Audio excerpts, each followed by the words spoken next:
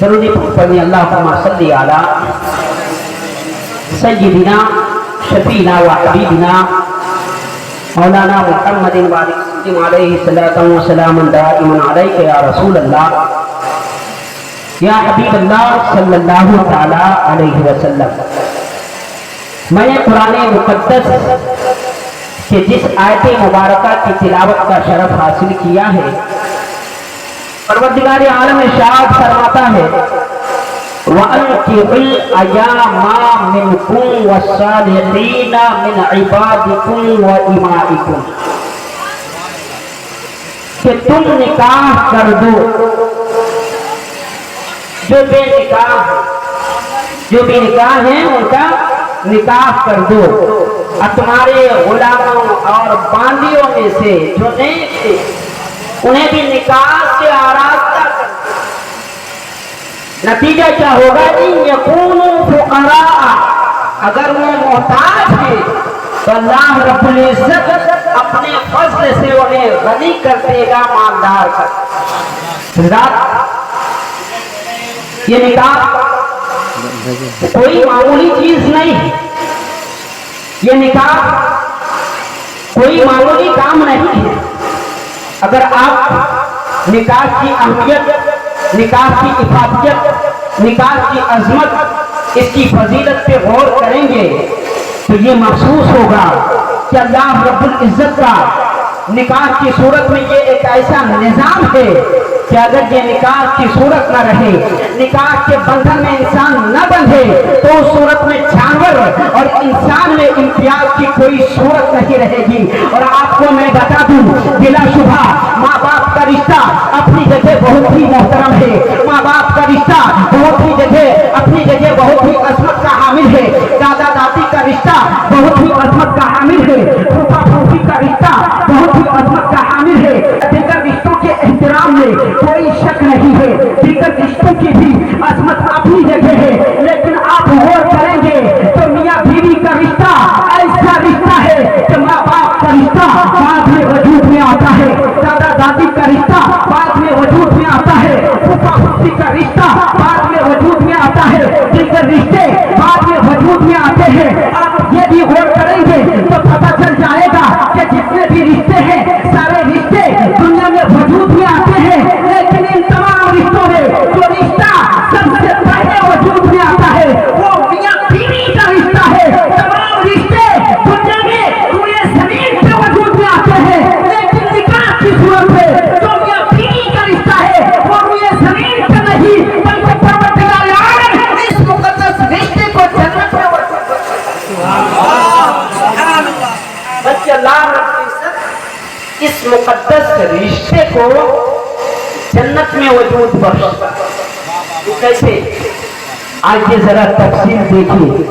جب اللہ رب العزت نے حضرت آدم علی نبینا علیہ الصلوۃ والتسلیم کا پتلا تیار فرمایا، جب روح ڈالی، آنکھوں میں بینائی آئی، بصیرت آئی، اپنی نگاہوں کے ذریعے جب وسیع و عریض جنت کو دیکھا، جنت کی رعنائیوں کو دیکھا، جنت کے حسن و جمال کو دیکھا، اسے تمام تر زیبائش اور آرائش کے سامانوں کو دیکھا، تو رب تبارک و تعالیٰ کی بارگاہ میں حضرت آدم علی نبینا علیہ الصلوۃ والتسلیم نے التجا کی، اے بار الہ، اے پروردگار عالم، تیری جنت بہت ہی حسین ہے، اس میں کوئی شک نہیں ہے، تیری جنت بہت ہی خوبصورت ہے، اس میں کوئی شک نہیں ہے، تیری جنت کے اندر ساری آرائشیں موجود ہیں، اس میں کوئی شک نہیں ہے، تیری جنت میں تمام تر ضرورت سامانیاں موجود ہیں، اس میں کوئی شک نہیں ہے، تیری جنت میں ہر خواہشات کی چیزیں موجود ہیں، اس میں کوئی شک نہیں ہے، لیکن اے بار الہ، اتنی بڑی جنت میں، اتنے وسیع و عریض جنت میں تنہا تنہا میں کیسے رہوں؟ اے پروردگار عالم، کوئی میرا ہم نشین پیدا فرما دے، کوئی میرا ہم سفر پیدا فرما دے۔ اللہ اللہ اکبر۔ حضرت آدم علی نبینا علیہ الصلوۃ والتسلیم کی بارگاہ سے یہ التجا کی جاتی ہے، یہ التجا ہوتا ہے، حضرت آدم علیہ الصلوۃ والتسلیم کو محو استراحت کر دیا جاتا ہے، آپ آرام فرماتے ہیں۔ رب تبارک و تعالیٰ حضرت آدم علی نبینا علیہ الصلوۃ والتسلیم کی پسلی سے حضرت حوا کو وجود بخشتے ہیں۔ حضرت آدم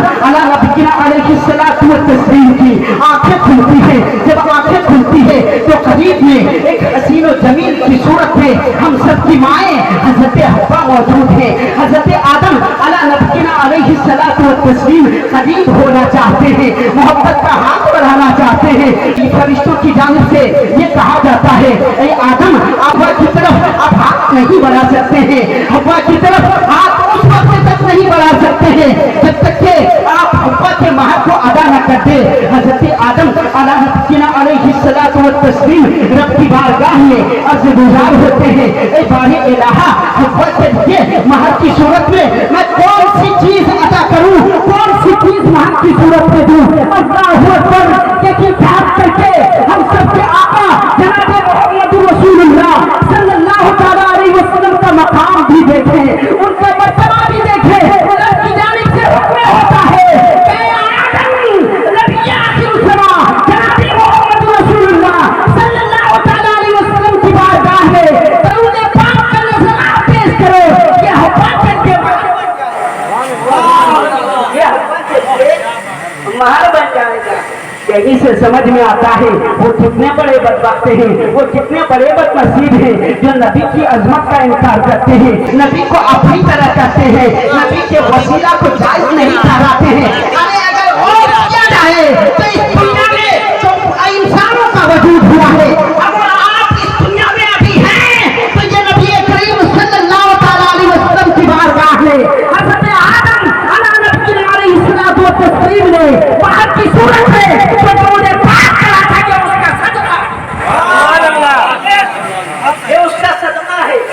अगर दरूद पाक न पढ़ते, दरूद पाक न पढ़ते तो महल की अदायगी न। हजरत हव्वा हजरत आदम के लिए हलाल नहीं, हजरत आदम के लिए जब हजरत हव्वा हलाल न होती तो हम और आप कैसे होते।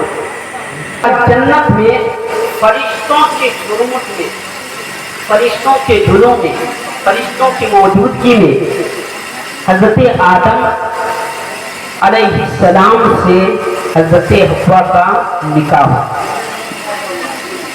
उसके बाद हिकमत इलाही की वजह से आप जन्नत से दुनिया में तशरीफ, जन्नत से दुनिया में तशरीफ लाए।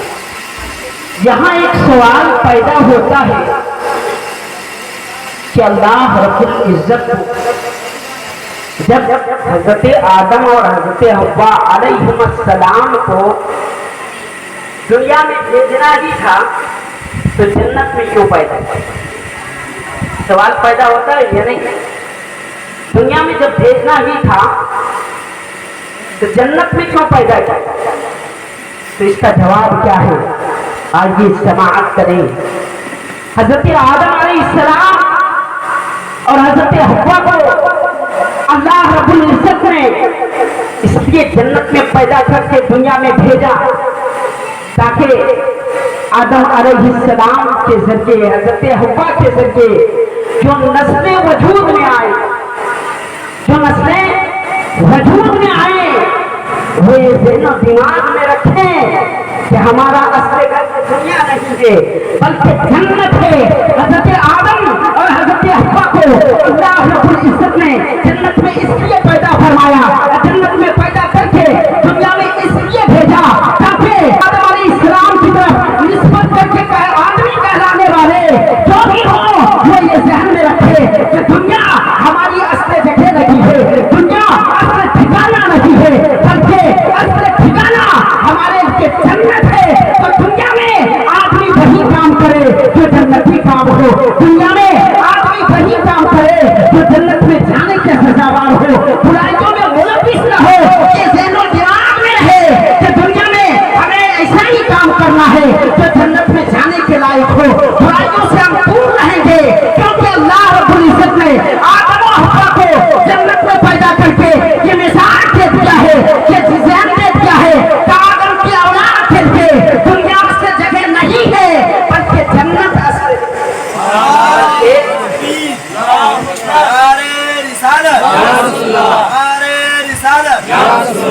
शादी खाना आबादी यही से समझ में आता है जो भी हुक्म खुदाबंदी से हटकर जिंदगी गुजारता है हकीकत में देखा जाए तो आप कहलाने के लायक, आदमी भी कहलाने के लायक नहीं है। क्यों? इसलिए कि हम मंसूब किधर है? हजरत आदम अलैहिस्सलाम की तरफ, और उन्हें यहाँ जन्नत में पैदा किया गया।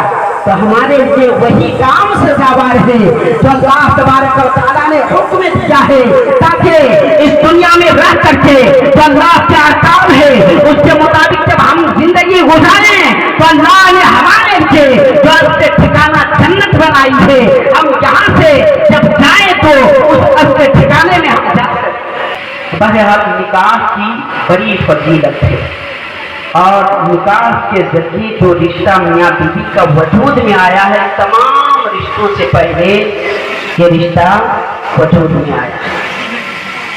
और ये निकाह अंबियाए किराम की भी सुन्नत है, बुजुर्गों की भी सुन्नत है, और हमारे नबी करीम सल्लल्लाहु तआला अलैहि वसल्लम की खास सुन्नत मुबारक। 3 सहाबा का हदीस पाक में तज़किरा आता है। हज़रत अली मुर्तज़ा, हज़रत अमर बिन आस और हज़रत उस्मान बिन मसऊद रज़ियल्लाहु ताला अन्हु, ये तीनों नबी करीम सल्लल्लाहु ताला अलैहि वसल्लम की जो अज़वाज हैं, उनके जो आस्ताने, उनके घर वहाँ पे आते हैं, और उन अज़वाज मुतहरात से नबी करीम सल्लल्लाहु ताला अलैहि वसल्लम की इबादतों के बारे में पूछते कि उनकी इबादतें कैसी, घर में रहते तो किस तरह जिंदगी गुजारते। अज़वाज मुतहरात प्यारे आका अलैहिस्सलातु व तस्लीम की इबादतों का हाल जब बयान करते तो ये सहाबा नबी की इबादतों के सामने अपनी इबादतों को कम जानते, अपनी इबादतों को कम शुमार करते। सहाबा अपनी इबादतों को कम शुमार करते, लेकिन ये बदबख्त देवबंदी इन लोगों ने क्या लिखा कि उन्हें उम्मती नबी से अमल में आगे बढ़ सकता है, ऐसा भी लिखा है।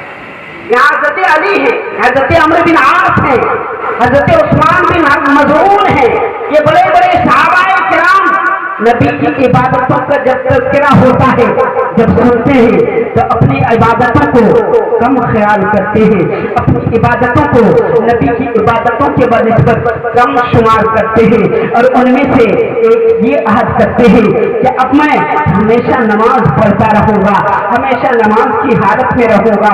उनमें से दूसरा ये अहद करते हैं कि मैं हमेशा रोजा रखूँगा, कभी भी इफ्तार नहीं करूँगा। उनमें से तीसरे ये अहद करते हैं कि मैं कभी भी औरतों के पास नहीं जाऊँगा, रिश्ते इज़्दिवाज से मुंसलिक नहीं होऊंगा।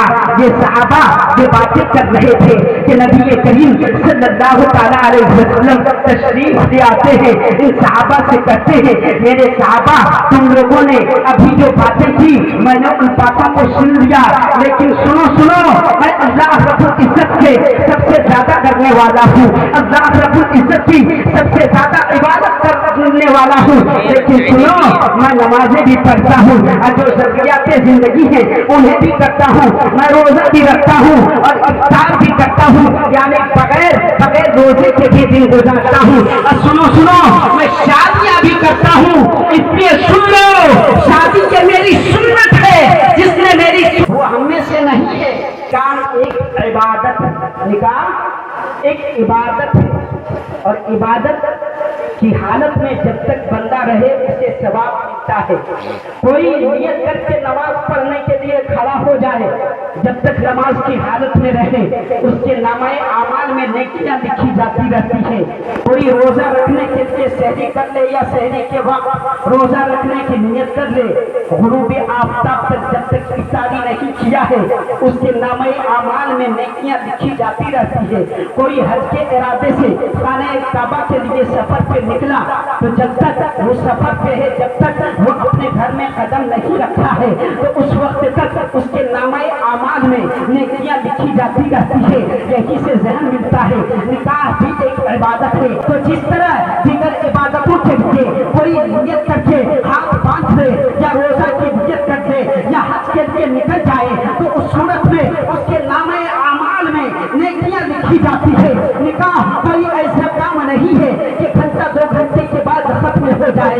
نکاح کوئی ایسی عبادت نہیں ہے کہ 2-4 دن کے اندر ختم ہو جائے. نکاح کوئی ایسی عبادت نہیں ہے جو 4 سال میں ختم ہو جائے. نہیں بلکہ نکاح ایک ایسا اٹوٹ رشتہ ہے. نکاح ایک ایسی عبادت ہے کہ جب ایک انسان کا تو قبول ہے کہہ کے ایک عورت کو اپنا لیتا ہے تو اس صورت میں زندگی بھر کے لیے اس عورت کی ذمہ داری اس پر عائد ہو جاتی ہے. زندگی بھر کے لیے یہ رشتہ قائم ہو جاتا ہے. تو یقین سے سمجھ میں آتا ہے جب دیگر عبادتوں کر کے نیت کر لے تو نامہ اعمال میں نیکیاں لکھی جاتی ہے. نکاح کوئی 2 گھنٹہ 4 گھنٹہ یا مہینہ 2 مہینے کی عبادت نہیں بلکہ زندگی بھر کی عبادت ہے. تو جب نکاح کے رشتے سے منسلک ہوتا ہے تو جب تک یہ رشتہ قائم رہتا ہے نامہ اعمال میں نیکیاں لکھی جاتی ہیں.